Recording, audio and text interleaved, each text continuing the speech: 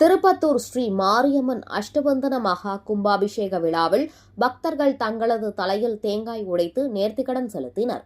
திருப்பத்தூர் மாவட்டம் பாச்சல் கிராமத்தில் உள்ள வீரபத்ர சுவாமி வட்டத்தில் அருள்மிகு ஸ்ரீ மாரியம்மன் ஆலய அஷ்டபந்தன மகா கும்பாபிஷேக விழாவை முன்னிட்டு சிறப்பான ஆன்மீக நிகழ்ச்சிகள் கோலாகலமாக நடைபெற்றன.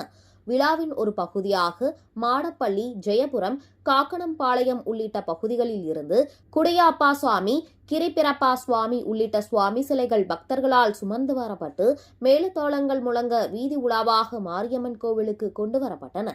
தொடர்ந்து வானவேடிக்கை, குருமன் சேவையாட்டம் மற்றும் தலையில் தேங்காய் உடைத்து வேண்டுதல் நிறைவேற்றும் நிகழ்ச்சிகள் நடைபெற்றன. இந்த விழாவில் 500க்கும் மேற்பட்ட பக்தர்கள் கலந்து கொண்டு நேர்த்திக்கடன் செலுத்தி பக்தி பரவசத்துடன் வழிபட்டனர்.